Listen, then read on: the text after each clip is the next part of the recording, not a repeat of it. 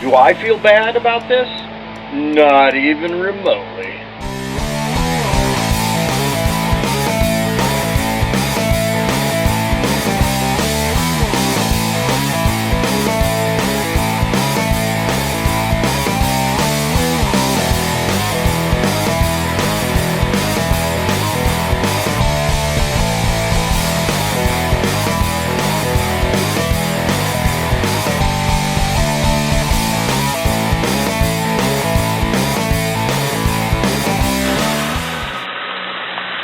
Well, here it is, a Ford 4.6 overhead cam, modular V8. It runs.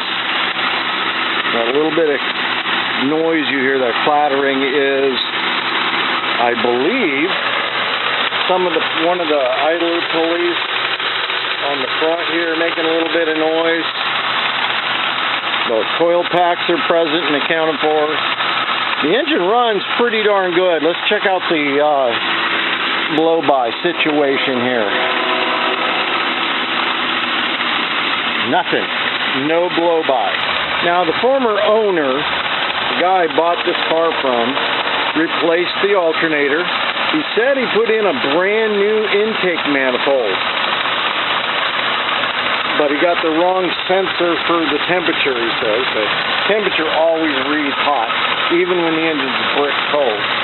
So I don't know what the story is with that. So, it is what it is.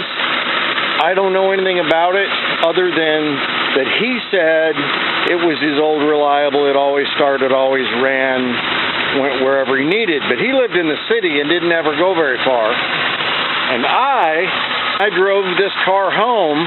The transmission worked flawlessly. However, about 2.5 hours into the drive, the engine decided to quit. Not sure why. It just did.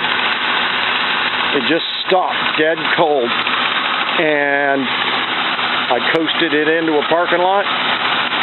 It sat for a couple hours while a buddy of mine came with a trailer. And then it started right up and drove right on the trailer, and I brought it home, and here it is.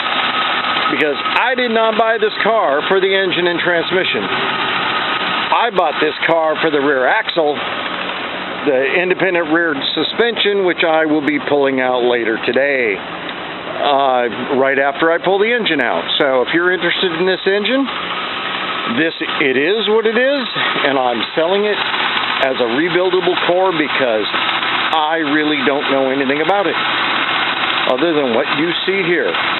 Okay, so you know how on Hondas and Toyotas where everything's metric and it seems that the default size is 10 millimeter for everything, and that's why nobody can find their 10 millimeter socket? Well, that's because that's a standard and it works so well. I mean, it's so much of a standard you can buy socket sets that are all 10 millimeter because that's what everybody loses. But leave it to the Ford Motor Company to go metric and change everything. Check this out.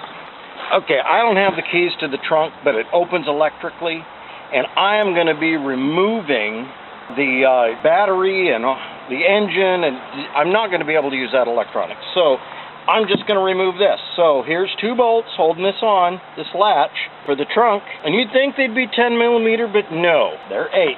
Why? Because it's a Mercury Cougar. It's not a Toyota. It's not a Honda. Good thing I have more than just 10 millimeter, huh? Most, Hondas and Toyotas, if you've got a 10 millimeter socket, a 10 millimeter wrench, roll of duct tape, and some WD-40, you're going to get home. But apparently, not with a Mercury Cougar. All right, well, here we are underneath the car, and you can see right here, here's the oil pan for the transmission. Then you have your exhaust that runs underneath absolutely everything, right next to the fuel tank back there, and then that's the fuel tank back there. So it looks like we can pull the engine without removing the fuel tank, but to get the rear end out, we're probably going to have to drop the fuel tank, because the fuel tank goes underneath the drive shaft and across the bottom of the car. But I don't know, we'll see. We might not have to. But this is a strange car. This is really a strange car.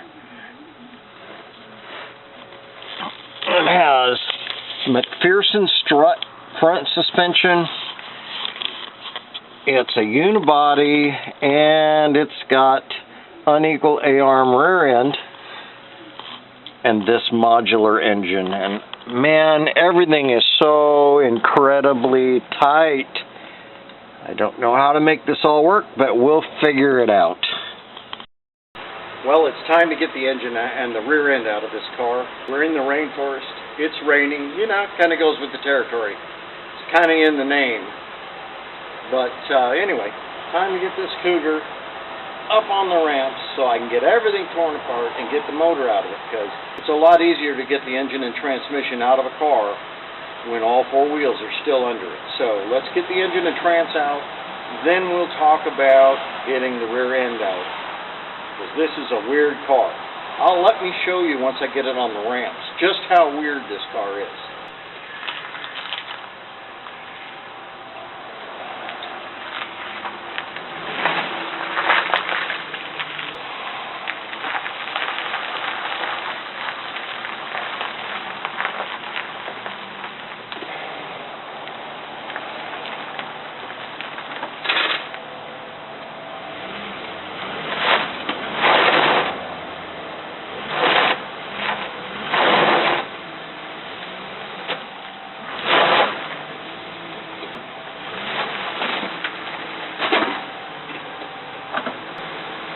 Right where I need it.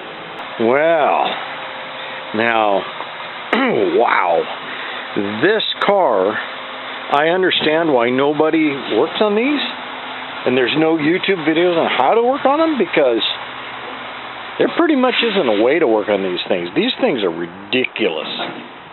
They are absolutely unnecessarily difficult to get to anything. I mean, the motor mount bolts are way down in there behind everything.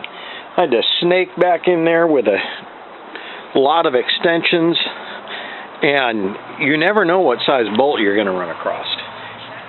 You know how in older cars, if you had a 5/8, a 9/16, and a half, you could do darn near anything?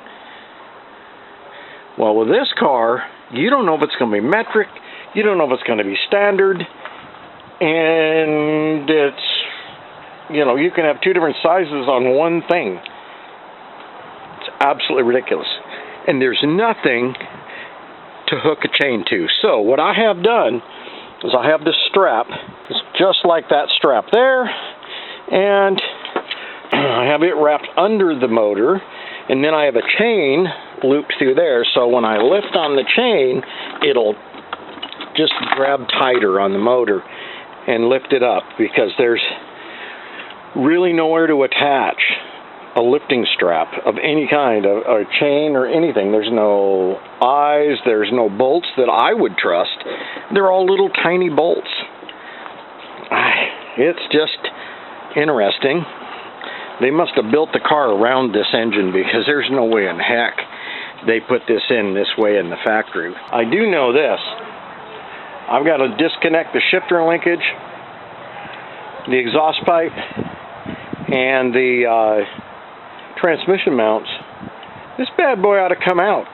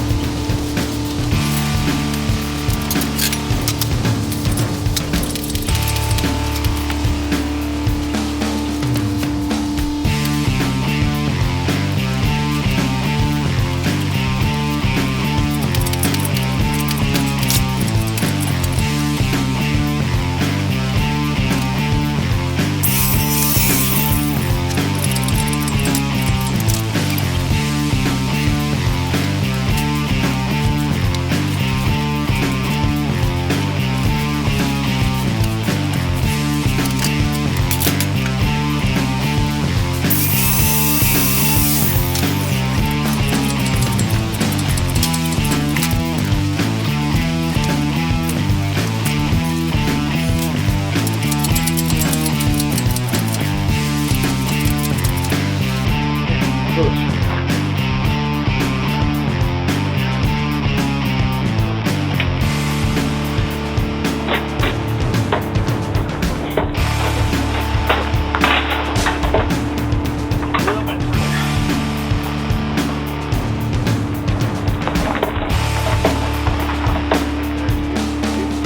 Success! Well, here I am at the end of the day, and you know, all I got done was the engine and transmission pulled.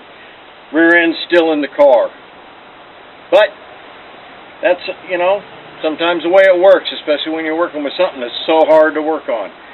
But there is a question, or I guess it's a question that I really want to address, that I know it's inevitably going to be asked, and that is, why, oh why, would you take this beautiful car and tear it apart? Really? Okay, let me break this down for you. First of all, when this car was brand new, it cost $20,000. The base price was $18,000, and this one here, you know, with all of its extras and add-ons and whatever, is probably right around $20,000.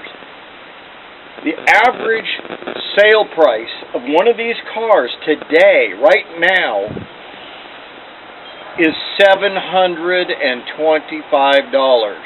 That's the nationwide average. So why don't I fix this up? I mean, it's kind of cool. It's got four-wheel independent suspension. It's got a V8. It's pretty cool. You know, for $5,000, I could buy a six-pack of these things. And then I could spend another $5,000 fixing one of them up and taking parts off the others as donors and making it happen. And you know what I'd have then? I'd have a car I spent $10,000 on that's still worth $725. So, needless to say, do I feel bad about this? Not even remotely.